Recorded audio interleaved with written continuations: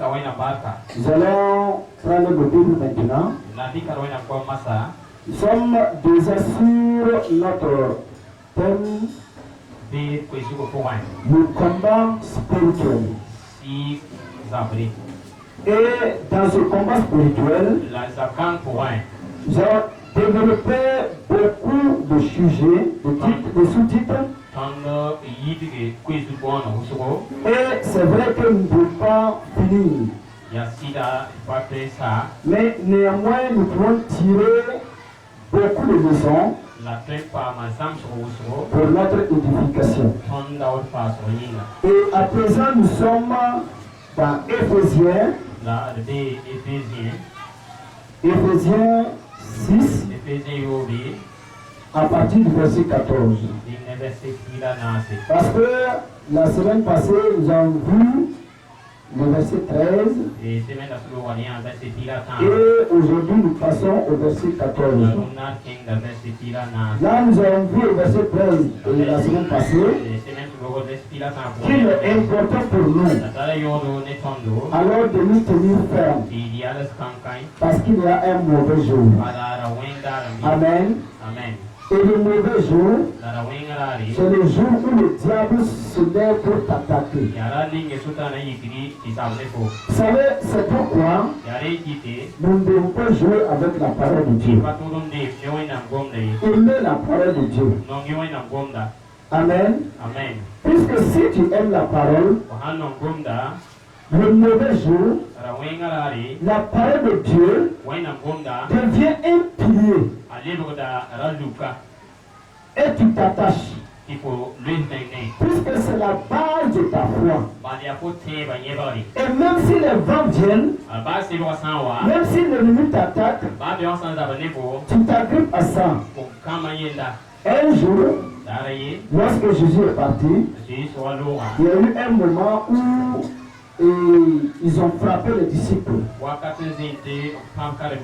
Ils les ont frappés à cause du nom de Jésus. La Bible dit qu'ils étaient contents d'avoir été frappés à cause du nom de Jésus. Parce qu'ils se disaient, il est écrit à cause de vous, à cause de mon nom, on va vous frapper. Mais ça, ce n'est pas encore venu. Donc un jour, on les a bien matraqués.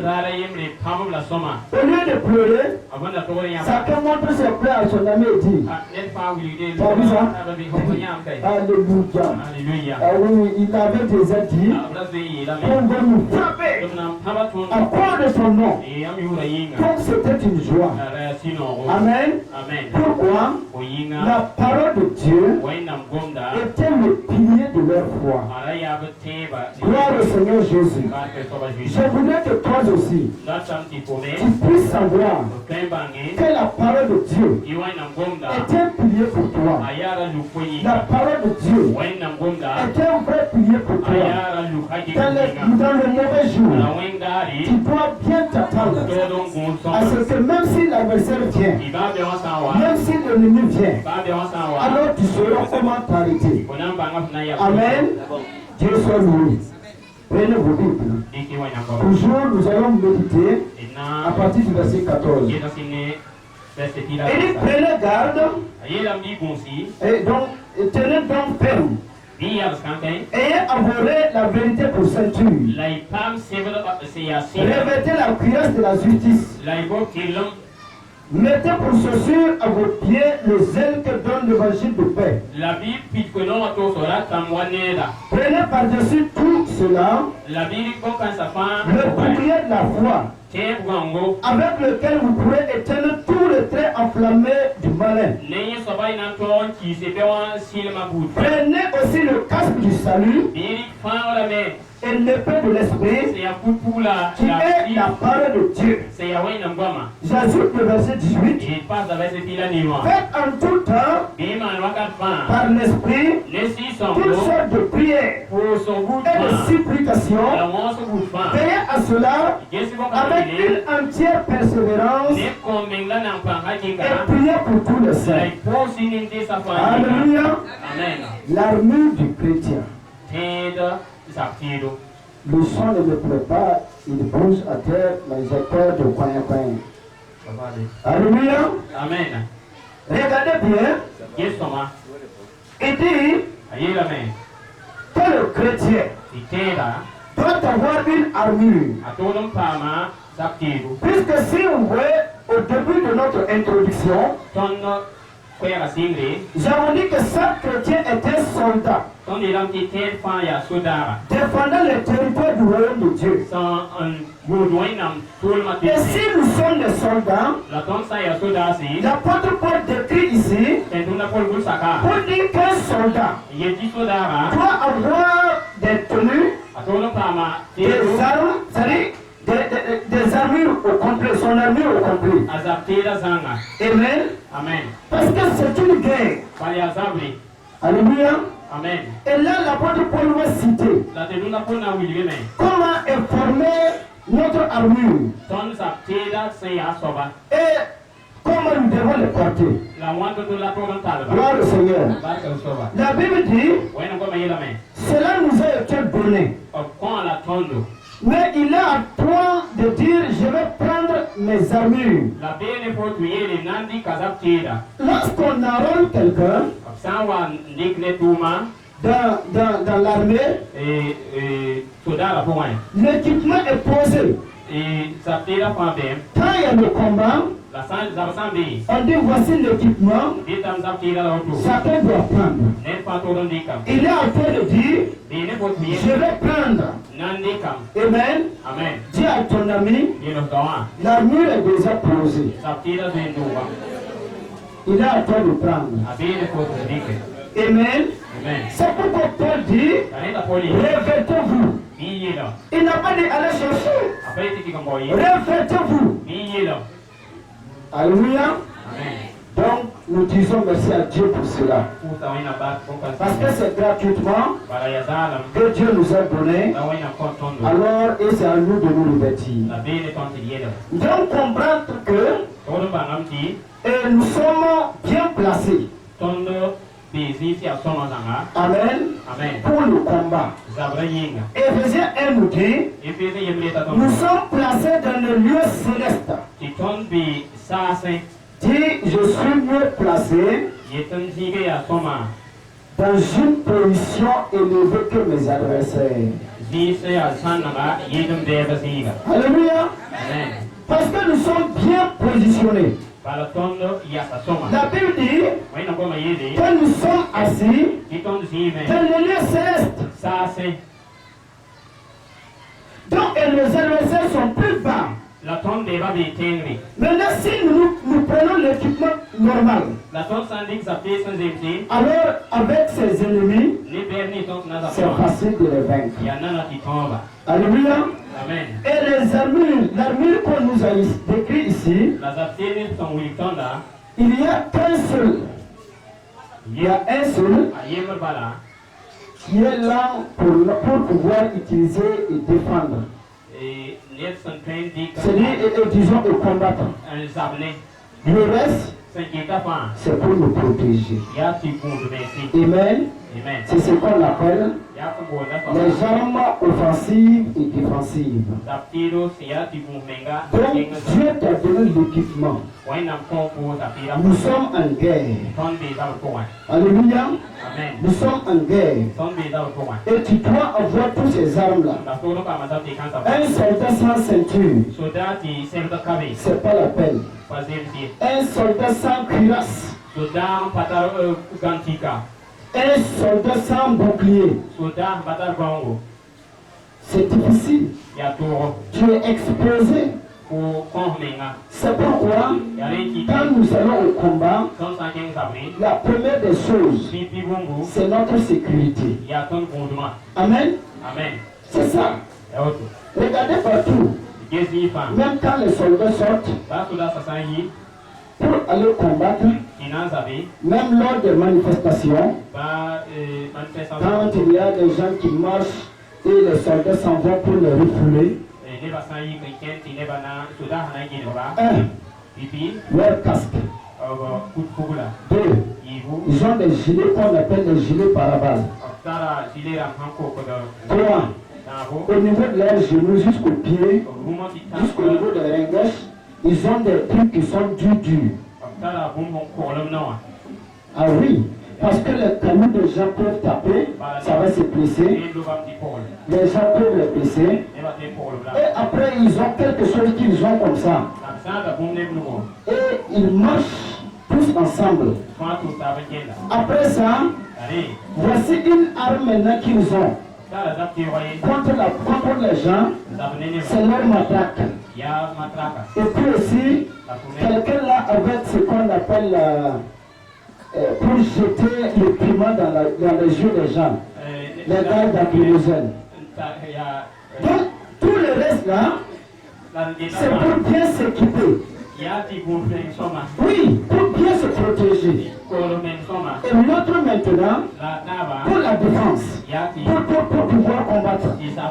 Donc, si nous sommes enfants de Dieu, Dieu nous dit, mes enfants, voici l'équipement. Tout est complet. Pour aller en guerre, prenez les armures. Et si vous partez, vous avez aussi une seule arme que vous allez utiliser alors pour pouvoir combattre l'adversaire. C'est la parole. Alléluia. Que Dieu soit loué. Parce que aujourd'hui, si tu avais laissé tes armes, tu vas prendre. La première des choses que l'apôtre Paul cite, il dit, je le dis, ayez avoué la vérité pour ceinture. Ah, la première c'est la ceinture. Vous savez, dans l'armée, la ceinture a une très grande importance. Même dans l'armée moderne. Dans ce temps-ci, l'armée moderne. Au niveau de la ceinture, vous allez voir souvent qu'il y a les mélanges, des gaz lacrymogènes, le lieu pour placer le fusil, le pistolet, tout les grenades. Et souvent la ceinture se sert de quelque chose de pour pouvoir les soutenir. Et aussi pour soutenir le caleçon pour ne pas un lieu marché nu. Amen. La ceinture a une grande importance. Mais selon le christianisme, selon la révélation que Paul a eue, la ceinture du chrétien, c'est la vérité. Alléluia. Jésus dit, ma parole est la vérité. Cela veut dire quoi? Si nous voulons vaincre, chacun d'entre nous doit avoir la vérité dans son cœur. Alléluia. Là où tu te retrouves, n'importe quel point où tu te trouves, la vérité doit être à l'intérieur de toi. Et que, comme la Bible le dit, aucune chose ne soit trouvé dans vos cœurs. Mais tout ce que vous avez à faire, que ce soit la vérité. Ce qui veut dire la parole. Amen. Donc, si tu as la vérité et que dans ta bouche, il ne vient pas de mensonge. Parce que la Bible nous dit que la vérité, c'est pour le diable. Et le mensonge, c'est pour le diable. Et la vérité pour les enfants de Dieu. Et c'est ça qui dit, aucune vérité ne sort de la bouche du diable. Cela veut dire que nous, en tant qu'enfants de Dieu, alors selon Proverbe 4, 23, tu dois garder ton cœur. Amen. Garde bien ton cœur. Comment? Afin que ton cœur puisse être rempli de tout ce qui est vrai. À travers la parole de Dieu, qu'il n'y ait pas de contradiction, que ta parole soit ou chrétien C'est-à-dire ton cœur retient ce que ton Dieu demande que tu fasses. Notre cœur doit être gardé. Pourquoi? Si nous avons la vérité en nous, la chair n'aura pas d'impact dans notre vie. Vous savez que la chair, lui, il aime ce qui est mensonge. Amen. Mais la vérité, c'est l'esprit. La chair ne veut pas ça. Et quiconque veut gagner cette guerre est appelé à garder la vérité de Dieu dans son cœur. Regardez Matthieu 5, notre Seigneur qui parle avec ses disciples. Matthieu 5, le verset 20. Regarde ce qu'il dit. Car, je vous le dis, si votre justice ne surpasse pas celle des scribes et des pharisiens, vous n'entrerez point dans le royaume des cieux. Ah, oui. Si le soldat est hypocrite, il ne peut pas se tenir le jour du combat. Parce qu'il n'aura pas sa ceinture. Il peut se retortir nu. Il peut perdre beaucoup de choses. Alléluia. C'est pourquoi le Seigneur dit, notre justice doit surpasser celle des scribes et des pharisiens. Les scribes, ce sont eux qui écrivent la parole de Dieu. C'est les secrétaires, je peux le dire. Mais Jésus a trouvé que ces secrétaires-là ont une double vie. Il y a ce qu'ils écrivent, il y a ce que Dieu a dit, mais c'est qu'ils vivent à l'intérieur d'eux-mêmes. C'est ça, il dit, ah, si vous êtes comme eux, alors vous n'aurez pas la victoire. Non, parce que votre ceinture, alors sera absente. Et si vous n'avez pas de ceinture, sache bien que la ceinture joue un rôle important pour la sécurité de ta propre personne. Amen. C'est la sécurité de ta propre personne. Je prends un exemple. Il y a quelques jours, au niveau d'un travail, où un jeune est allé nettoyer. C'est un travail d'auteur. Et quand il travaillait, il n'avait pas mis ses ceintures de sécurité. Parce qu'il y a une ceinture et avec ça on accroche aussi des petits fers pour accrocher et travailler. Mais tellement qu'il est expert, nous généralement les chrétiens, il y a certains points où nous jouons aux experts. On peut dire même sans cette vérité, c'est que si je peux m'en sortir. Et quand il a travaillé, peut-être qu'il réussissait à tous les jours. Mais cette fois-ci, alors d'un simple coup, il a glissé. Il n'y a pas de sécurité. Il s'est retrouvé à terre et n'a pas bougé de quelques centimètres. Il est mort. Vous voyez? Il a oublié que sa sécurité est nécessaire vis-à-vis du travail qu'il est en train de faire. Donc Jésus nous dit, si nous voulons gagner, prenez vos ceintures de sécurité. La vérité doit régner dans nos cœurs. Rien que la vérité. Ne faites pas autre chose. Ne mentez pas. N'ajoutez pas autre chose. Soyez égal à vous-même. Puisque la nouvelle nature, c'est l'image de Dieu. Donc nous ne devons pas accepter que la chair joue un rôle. Alors dans notre vie, gardons la vérité. Marchons selon la vérité de Dieu.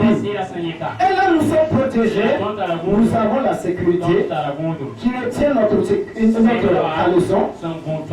Et vous savez, dans l'Ancien Testament, Dieu a interdit à ce que le sacrificateur entre dans sa présence s'il n'a pas porté de caleçon. Dieu dit, si tu oses rentrer dans ma présence nue, je te tue. Donc à tout moment, tu portes un bon caleçon. Pour que Dieu ne voit pas ta honte. Et lorsque nous sommes dans le mensonge, nous sommes nus. Notre honte est mise à nu. Et Dieu nous regarde. Notre sacrifice ne plaît pas à Dieu. Parce qu'il n'a pas la ceinture. Alléluia. Amen. Et cela, Jacques aussi nous rappelle. Avant de passer, Jacques nous dit, lisons dans Jacques, Jacques 3, 14. Il dit ceci, mais si vous avez dans votre cœur un zèle amer et un esprit de dispute, la yam santa ya twara la vous ne glorifiez pas et ne mentez pas contre la vérité. Yampa wo sida vous voyez, et si quelqu'un a une double vie, c'est-à-dire à l'intérieur de lui il a l'amertume, c'est-à-dire il développe un zèle amer. Et un zèle amer qui n'a pas d'amour autant que, et vous dites que vous êtes dans la vérité, il dit la vérité est absente. Donc, c'est pour vous dire que la vérité ici pour ceinture, c'est d'arrêter de vivre une double vie. Et de garder ce que Dieu a dit dans ton cœur. Alléluia. Lorsque l'ennemi t'attaque, tu dois faire tout ce que tu peux pour pouvoir le vaincre. Parce que ce sont des flèches qui lancent. Mais il ne doit pas venir trouver en toi quelque chose qui pousse plus de vaincre. Non, jamais. C'est ça la Bible dit. Voyez vos cœurs, ramenez vos cœurs dans la vérité. C'est une ceinture propre pour un soldat. Deuxième, il dit, Paul continue pour dire, ayez la cuirasse de la justice. La cuirasse de la justice, l'une protège ici, ta poitrine, gilet pare-balles. Vous savez, les militaires portent ça. C'est même les présidents. Quand vous les voyez, même s'ils portent des costumes, à l'intérieur là, il y a ça. Vous ne pouvez pas savoir. Puisque ils ont bien travaillé que on ne les voit pas comme pour les militaires se pomper comme ça. Et ils sont des présidents. Mais il a plaqué tout ici, jusqu'au niveau de la ceinture. Donc même si quelqu'un tirait une balle, ça ne tape pas, mais ça ne rentre pas. Il est protégé. Alors la justice est une cuirasse. Quelle justice? Je vous ai dit que ces armures-là nous ont été données. Il n'est à toi que de prendre pour porter. Nous avons été justifiés par la foi. L'action de Christ sur la croix t'a justifié. Et tu es juste. Il suffit d'accepter que j'ai été justifié par Dieu. Qui accusera les élus? Non, Dieu les a justifiés. Est-ce que le sang de Christ Jésus t'a purifié? Dieu t'a déclaré juste. Crois à cette justice. Si tu crois à ça, les armes que l'ennemi va utiliser n'auront pas d'impact sur ta vie. Puisqu'il protège ton cœur. Il protège ton cœur. Alléluia. Contre tout ce que l'ennemi peut envoyer. Les mauvaises paroles. Les injures. Et toute autre chose qui peuvent t'anéantir. Qui peuvent détruire ta foi. Qui peuvent t'amener à déserter. Amen.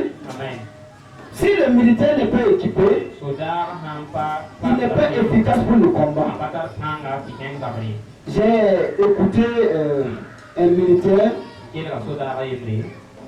lors des attaques contre les terroristes. Il dit, je suis prêt pour mourir pour ma patrie. Mais pas pour mourir comme un lâche. C'est pourquoi eux, ils sont désertés. Et ils fuient. Quand l'ennemi vient, ils fuient. Pourquoi? Que parce qu'eux, ils ne sont pas bien équipés. Vous comprenez? Regardez bien. Si tu es enfant de Dieu et l'ennemi se lève contre toi, si tu n'es pas bien équipé, tu vas déserter. Oui ou non? Beaucoup désertent parce qu'ils voient que les armes sont pas au complet. Ils disent, est-ce que tu as la justice comme cuirasse? Dieu t'a-t-il justifié? Ou bien tu t'appuies sur ta propre justice? Si tu t'appuies sur ta propre justice, mon ami, tu vas fuir. Mais si tu t'appuies sur la justice divine, alors mon frère, tu vas gagner la guerre. Parce que tu as une protection. Alléluia. Le bouclier de la foi. Ça, vous le voyez, ils tiennent ça comme ça. Et Ésaïe 54, voici ce qu'il dit. Ésaïe 54, à partir du verset 17. Regardez ce qu'il dit. Tout arme forgé contre toi sera sans effet. Et toute langue qui se lèvera en justice contre toi, tu la condamneras. Tel est l'héritage des serviteurs de l'Éternel. Tel est le salut qui leur viendra de moi, dit l'Éternel. Est-ce que tu m'entends? Hein? Est-ce que tu m'entends? On dit ici, toute arme forgée contre toi sera sans effet. Et toute langue qui va se lever contre toi en justice, tu vas condamner cette langue. C'est le bouclier de la foi. Parce que l'apôtre Paul dit, le bouclier de la foi, c'est pour éteindre tous les flèches enflammées de l'adversaire. Chaque flèche, quel ennemi va tirer sur ta vie, il va tremper sa flèche dans un produit et mettre du feu pour que la flèche soit bien chaude et aussi flammable pour atteindre ton cœur. Mais si tu n'as pas la foi, si tu n'as pas le bouclier de la foi et que tu ne places pas le bouclier devant toi, alors la flèche entre et c'est fini. Est-ce que vous avez la foi? Alléluia. Est-ce que vous avez la foi? Pourquoi? Il dit les armes que l'homme va forger. La plus grande partie,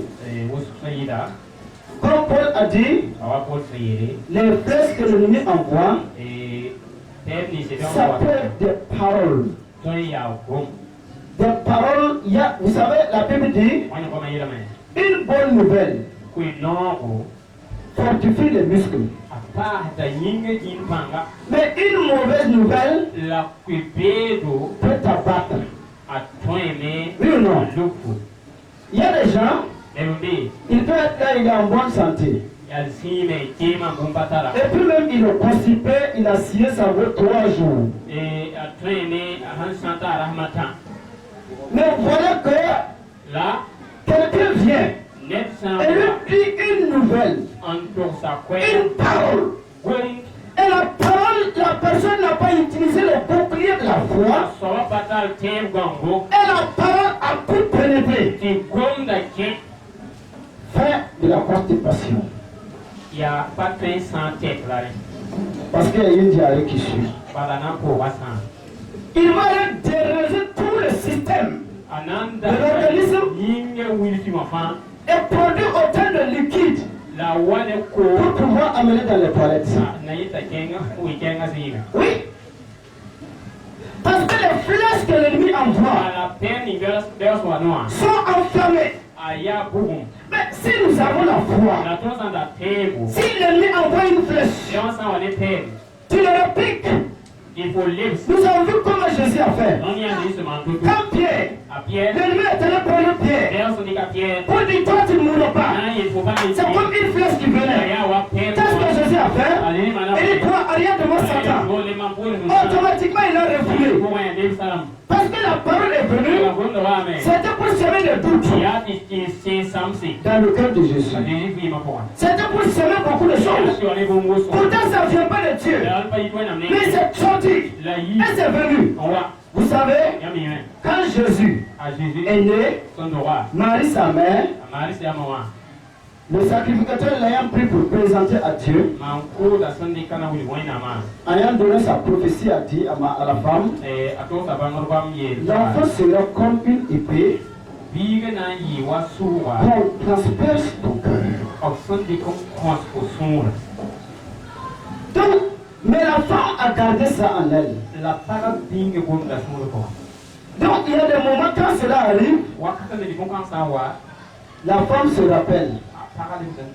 Ils ont dit que l'enfant sera comme une épée qui va transpercer mon cœur. Donc automatiquement, sa foi bloque ce que l'ennemi a envoyé. Mais si vous n'avez pas la parole de vérité, une fois que l'ennemi envoie une flèche, en même temps tu es abattu, enterré. Un soldat perdu la guerre, à défaut de bouclier. Dis à ton ami, je voudrais que tu dis comme ce soldat, tu n'es pas prêt pour mourir comme un lâche. Jamais. L'équipement est là. Tiens. Si l'Éternel est pour nous, qui peut contre nous? Hein? Wow. Et David dit, l'amour est venu taper à la porte. Il est 1h du matin, je dois te prendre. David dit, tu es qui? Il dit d'abord, tu souffres d'un cancer, le cancer est chronique. Et tes médecins t'ont dit qu'ils ne peuvent rien, non? Il dit oui. Mais s'ils ont dit qu'ils ne peuvent pas, ça veut dire quoi? Moi je dois venir te chercher. David dit peu importe. Moi je ne mourrai pas. Je vivrai et je vais raconter les œuvres de l'Éternel. C'est ça la foi. Est-ce que vous l'avez? Quand l'ennemi vient te parler, très vite il accepte. Quand l'ennemi lance un mot, si tu as vu, est-ce que tu es prêt? Est-ce que tu refoules ça? Ou bien tu l'acceptes? Ou bien tu prends? Tout ce qui vient, ça te passe, ça te traverse. Comme Jonas. Hein? Jonas? Petite chose, Jonas est heureux. Alléluia. Alléluia. Jésus-Christ est bon. Petite chose. Oui, pourquoi même je vis? Toi-même Dieu, je ne comprends pas. Où est ta foi? Où est ta foi? Où est ta foi? Quand les difficultés sont là. Lorsque le peuple d'Israël dans 1 Samuel 17 était face à Goliath, à l'armée des Philistins, regardez pendant 40 jours, Goliath ne prenait que des flèches. Écoutez bien, ces flèches, ce ne sont pas les flèches physiques qu'il a utilisées, non. Mais la parole de Goliath, qui se tient devant le peuple pour leur dire, donne-nous une personne. Et si la personne passe contre nous, contre moi, il arrive à me vaincre, alors c'est fini. Tout le camp des Philistins sera votre esclave. Mais si c'est moi qui domine, avec sa forme, si vous voulez, son caracasse de dinosaure se présentant, le peuple est terrorisé. On dit à la parole de cet homme, tout tombe dans le camp. C'est quelle flèche? Ces paroles sont enflammées. Mais voici que il y a un jeune homme qui est arrivé, du nom de David. Quand lui l'a entendu, il dit, c'est un circoncis là, c'est qui veut. Automatiquement il se lève et dit moi je peux contre lui. Attends, hein? Écoute-moi bien. Mon Dieu en qui j'ai cru là. Quand je faisais perdre mes brebis, j'ai rencontré beaucoup de choses. Lion, ours, mais je les ai mis à terre.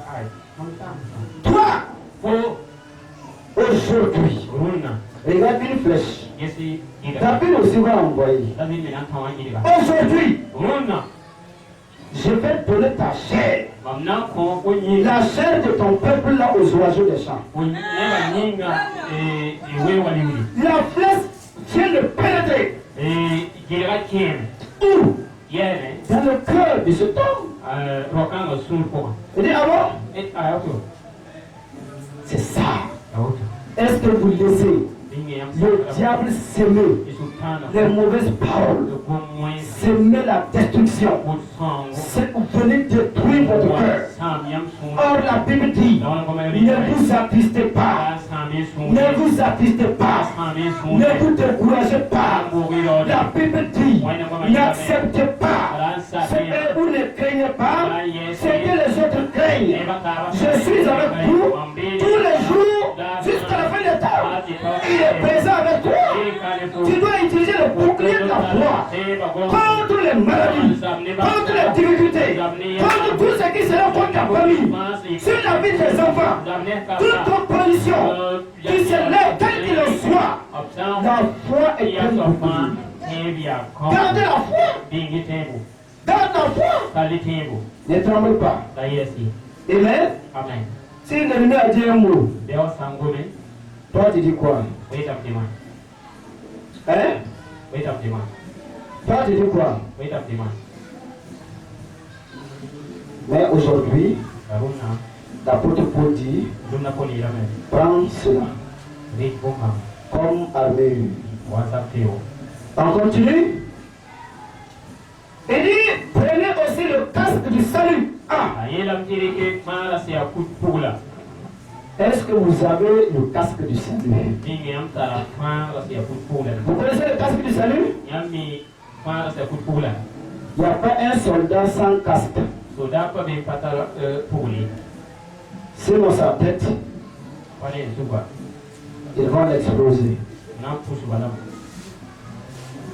Mais le casque permet que la tête soit bien protégée. Puisque tu es un soldat, Jésus dit tu vas au combat. Il ne faut pas dire je vais négliger cette armure-là. Non, ce n'est pas important. Tout ce qu'on parle là, c'est d'abord pour te protéger. Alors, est-ce que tu as le casque de salut? Hein? Est-ce que tu as le casque du salut? As-tu pris? Le Psaume 62, Psaume 62, on nous parle ici. Et le psalmiste dit, verset 1, c'est un psaume de David. Il dit oui, c'est en Dieu que mon âme se confie. De lui vient mon salut. Oui. C'est lui qui est mon rocher et mon salut. Ma retraite, je ne changerai guère. Amen. Le casque du salut, je peux vous parler de l'œuvre achevée de Christ pour toi, ta délivrance, Dieu qui t'a sauvé du péché pour t'amener dans son règne. C'est pourquoi, comme nous avons fait dans le programme, on nous parlait de cela. Aujourd'hui, beaucoup ne portent pas le casque du salut.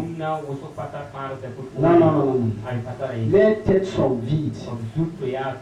Parce que l'éternité, leur âme, ils s'en fichent de ça. C'est les choses de la terre. Or, vous savez que l'ennemi, lui, tout son combat, c'est rendre le soldat incapable, paralyser le soldat et atteindre le royaume qu'il défend. Mais notre royaume, c'est auprès du Père. La victoire finale, c'est de triompher jusqu'à le jour de l'enlèvement où nous serons assis avec lui. Mais est-ce que tu te soucies de ça? Ou bien quand tu es dans le combat, le ciel, l'enlèvement, la gloire à venir n'est pas un souci pour toi. Tu ne tiens pas dans le combat. Tu ne fais pas sur l'éternité. C'est pourquoi la plus grande partie, l'ennemi peut nous détruire. Et s'il nous touche, n'importe quel point de notre vie, très vite il trouve qu'on n'a pas le casque. Comme je disais, quand les disciples sont sortis et on les a frappés à cause du nom de Jésus, ils étaient heureux. Ils étaient heureux. Pourquoi? Et ils portent le casque du salut. Mon ami, est-ce que tu portes le casque du salut? Est-ce que tu veilles sur ce salut? Toi qui es sauvé, est-ce que tu crois à ça? David dit, ça, c'est ça qui me donne la joie. Ah oui, c'est lui, le Dieu de mon salut. Est-ce que toi, tous les jours, dans la bataille qui fait rage, face aux épreuves, il y a d'autres, ils n'ont pas le casque du salut. C'est pourquoi certaines personnes sont prêtes à vendre leur droit d'aînesse quand il s'agit d'un point de ce combat. Parce qu'ils se disent, à quoi me sert un casque? Je fais ce que je veux. Amen. Amen. Ne dites pas ça. Ne dites pas ça. Portez le casque de salut. Oui, c'est très important. Parce que si vous n'avez pas le casque de salut, je doute fort. Si toi tu irais loin. Non. Regardez ce que dit l'apôtre Paul. L'apôtre Paul va nous donner et des révélations. Il dit 1 Thessaloniciens 5, le verset 7. Il dit ceci, 7 à 9. Car ceux qui dorment, dorment la nuit. Et ceux qui s'enivrent la nuit. Mais nous qui sommes du jour, soyons sobres, ayant revêtu la cuirasse de la foi, de la charité, ayant pour casque l'espérance du salut. Est-ce que vous voyez l'espérance du salut? Quel que soit le combat, au finish, un jour, la trompette va sonner et je serai tout près de mon Père. Là où là où je serai dans la joie. Oh, il essuierait toutes nos larmes. Quelles que soient les épreuves que nous avons traversées. Mon Dieu essuierait mes larmes car nous serons tout juste avec lui. Et nous allons manger avec le Seigneur où nous nous connaîtrons face à face. Je le connaîtrai parfaitement. Ah oui, l'espérance du salut, c'est le test. Et beaucoup combattent. Malheureusement, ils disent, oh, test. Oh, tu n'es pas tellement important. Et s'il dit ce n'est pas important, voyons ce qui peut arriver. Allons voir ce qui peut arriver. 1 Timothée 1, nous allons voir si nous oublions ça. L'apôtre Paul dit dans 1 Timothée 1, le verset 19, je vais lire avant du verset 18 jusqu'au bout. Le commandement que je t'adresse, Timothée, mon enfant, selon les prophéties faites précédemment à ton sujet, c'est que d'après elle, tu combats le bon combat. Dis à ton ami, je combattrai le bon combat. Nous sommes des soldats. En gardant la foi. Ah, tu as compris? Tu combats en gardant la foi et une bonne conscience. Il dit cette conscience, quelques-uns l'ont perdue. Et ils ont fait un naufrage par rapport à la foi. Ah, tu as vu? Beaucoup ont commencé par le regard. À un temps donné, certains ont dit ce n'est pas utile le casque. Ils l'avons mis à quelque part. Et ils étaient en train de combattre sans le casque. Et Paul voyait qu'ils sont dans des risques. Parce qu'ils peuvent perdre ce qui est très important pour eux. Il y a Timothée, combat le bon combat de la foi. Garde ta foi. Et une bonne conscience. Parce que beaucoup l'ont perdu. Et ils ont fait quoi? Ils sont tombés. L'ennemi a eu leur tête. Il les a détruits. De l'autre côté, il dit, certains m'ont abandonné. Ils ont abandonné Christ pour le siècle présent. Pour l'argent. Parce qu'ils sont dans le combat. Le combat. Paul dit, prends le casque. Faut attendre. Je suis spécialisé dans le combat. J'ai les stratégies du combat. Je sais esquiver. Quand l'ennemi vient sur le peinture. Prends le casque. Rappelle-toi, tu es sauvé pour pouvoir aller au ciel. Le salut final. Le salut final. C'est quand tu seras assis avec papa pour Dieu. Dans le ciel. C'est ça le salut final. Le beaucoup qui n'ont pas gardé. Ils ont fait. Ils se retrouvent dans le business. L'argent. Ils m'ont abandonné pour le siècle présent. Ici il dit, certains ont fait naufrage. Ils sont tombés. Ils n'ont plus la foi. Parce qu'ils ont négligé les armes. Les armes sont posées. C'est toi qui prends. Les équipements sont là. Si tu es enrôlé pour aller, Dieu t'appelle et te dit, viens mon fils, voici les armes, il ne faut pas les négliger. Même si tu es expert, il y a un langage de celui qui dit, l'eau ne bouffe jamais. En termes, pour dire submerger ou noyer quelqu'un, si ce n'est pas celui qui connaît bien l'eau. Celui qui se dit qu'il est spécialisé de l'eau, c'est lui que l'eau bouffe. On dit ceux qui font la plus grande partie des accidents de la route, la plus grande partie sont ceux qui habitent tout près des routes. Parce que la route est devenue leur habitude. Donc à un temps donné, ils ne prennent pas toutes les mesures possibles pour veiller sur leur sécurité, comme quelqu'un qui est de loin et qui vient, qui est prudent. Non, lui, tous les jours il est habitué. Et il y a des accidents.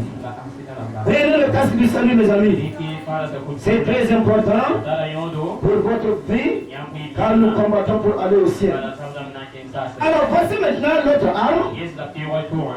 Ça maintenant c'est pour utiliser le combat. Vous voyez, tous les autres c'est pour t'équiper. Quand vous regardez à travers la télé ou autre, regardez l'habillement quand il y a des mouvements de comment les militaires s'habillent. Mais maintenant, la dernière, c'est l'épée. C'est l'épée. Tu vas prendre pour combattre. Contre qui? L'adversaire. Alléluia. Et l'épée que tu dois utiliser, c'est la parole de Dieu. Pour sauver le peuple d'Israël de l'Égypte, Dieu a utilisé ainsi par le Seigneur. Ainsi parle l'Éternel. Sa parole. À sa fois Moïse arrive, Pharaon. Ainsi parle l'Éternel. Laisse aller mon peuple. Toute la parole de Dieu. Quand vous lisez, c'est ainsi parle l'Éternel. Ainsi parle l'Éternel. Quand Satan est venu vers Jésus, Jésus aussi s'est levé. Ainsi parle l'Éternel. Ainsi parle l'Éternel. Est-ce que vous avez la parole? Est-ce que vous retenez la parole? Lorsque le mauvais jour est là, lorsque l'adversaire s'élève, est-ce que tu as la parole? C'est la parole de Dieu qui est l'épée. L'épée de l'esprit. Que tu vas mettre en déroute le plan de l'adversaire contre ta vie. Parce qu'en réalité, tu as tous les équipements. Rien ne te manque. Tu es un soldat outillé. Tu as l'épée. Alors maintenant, le combat est là. Tu utilises ton épée et tu combats. Il se retrouve beaucoup de fois que beaucoup de chrétiens, face à un danger, n'ont pas d'armes.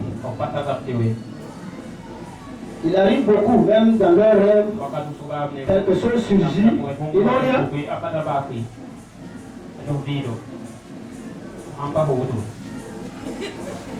Ah oui! Cela veut dire, mon ami, il n'y a pas la parole. Tu n'as pas la parole. Dieu voudrait te dire, commence à te ressourcer de ma parole. Parce que c'est par la parole que tu pourras combattre l'adversaire. Mais si tu n'as pas la parole, l'ennemi est là, il peut taper de la tête, le casque est là, ça ne pénètre pas, il y a la foi, mais tu ne peux rien faire. Tu ne peux rien faire. Parce que tu n'es pas bien outillé. Et la Bible dit, il faut que nous ayons la parole de Dieu. Donc, au commencement était la parole, et la parole était avec Dieu. La parole est égale à Dieu lui-même. Donc si tu n'as pas la parole de Dieu, devant l'adversité, alors mon ami, tu ne pourras rien faire. À partir de maintenant, ressourcez-vous, étudiez, lisez. Parce qu'en lisant, en écoutant la parole, si vous êtes prêché, au temps convenable, cette parole devient vraiment. Et c'est ça maintenant qui va détruire l'ennemi. Tu peux être là, tu as besoin de quelque chose. Le diable te dit, te souffle, pour te dire c'est impossible. Mais si tu as la parole, Dieu va permettre que la parole devienne vraiment. Et tu vas lui dire, mon ami, c'est possible. ya hun twan C'est ça.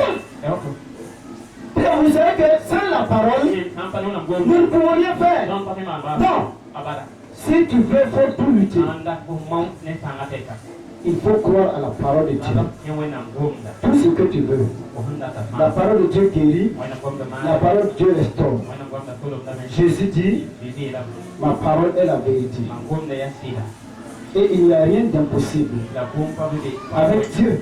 di wena pa Mais si l'ennemi se présente ta pe on san wa et tu le vois, di ko ne tu ne crois pas qu'avec Dieu, ko pa te ti ne tu wena peux le vaincre comme David avec Goliath. ko wala wa da bi ne ko Tu n'as pas la parole, ko pa ta nuna ngom da tu es inefficace. o di Un soldat sudara sans arme de défense. De défense. suwe Amen. amen Donc à partir de ce soir, ni ne no da tu dois l'avoir. dor pa ma da Et l'autre arme que Paul a citée avant de terminer, da ti wa ikan ko to si den ko ba se le verset 6 Verse yobe et disons le verset 18. verse dilani Faites en tout temps par l'esprit biman ko so wakat ko toutes sortes de prières et de supplications. ko so gut pa na se yokre Veillez à cela avec une entière persévérance. la bi